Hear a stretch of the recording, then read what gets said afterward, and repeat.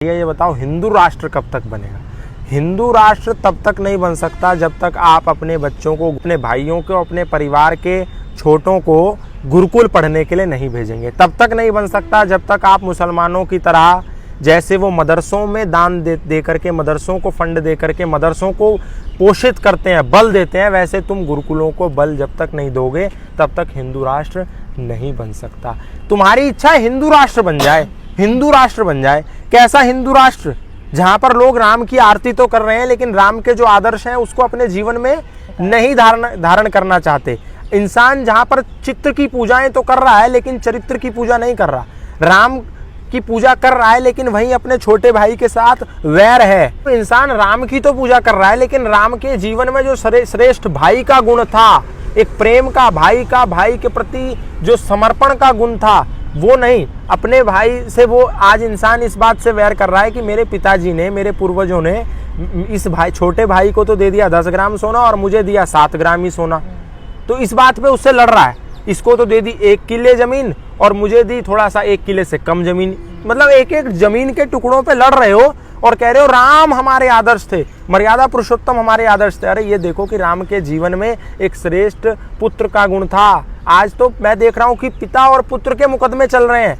पुत्र ने पिता पर मुकदमा कर दिया कि इन्होंने मुझे अपनी संपत्ति में इतना हिस्सा जो देना था वो नहीं दिया। अरे क्यों देगा? वो नहीं है, उसका मन नहीं देता, उसकी मर्जी, पिता की इच्छा, उसने जीवन भर कमाया, वो दे ना दे, तुम उसमें मुकदमा करने वाले कौन होते हो? और फेसबुक पे लिख रहे हैं, इंस्टाग्राम पे लिख रहे हैं कि Ram is our idol, Ram is our आदर्श। ये क्या है? चित्र की इंसान पूजा कर रहा है, चरित्र को पूछ नहीं रहा। गंगा को एक तरफ माँ मान रहे हैं, दूसरी तरफ उसमें कचरा डाल रहे हैं, पुराने कपड़े फेंक करके जा रहे हैं, कूड़ा डाल रहे हैं, पॉलिथीन डाल रहे हैं। एक तरफ कह रहे हैं कि देवियों की पूजा करनी चाहिए, देवी शक्ति स्वरूपा है, दूसरी तरफ सड़क पे कोई लड़की गुजर जाए तो उसको ऐसे घूम घूम के देख रहे हैं, घूर रहे हैं। और ऐसा मैं इसलिए कह रहा हूँ क्योंकि विदेश की महिलाएं बोल रही हैं कि यहाँ पर मुझे एक दिक्कत है कि यहाँ के लड़के घूरते बहुत हैं। ये क्या है? बाहर लोग जाकर के क्या संदेश देंगे रशिया में, कनाडा में, ऑस्ट्रेलिया में, कि भारत के लड़के घूरते हैं? ऐसा नहीं करना चाहिए। एक तरफ तुम नवरात्र के व्रत रख रहे हो, देवियों की पूजा कर रहे हो, दूसरी तरफ लड़कियों को इस तरीके से देख रहे हो, है ना। अगर ट्रेन में, बस में महिलाओं के लिए 2 आरक्षित सीट है तो महिला प्रेग्नेंट है, वो खड़ी होकर जा रही है और आदमी पुरुष उसमें बैठे हुए हैं।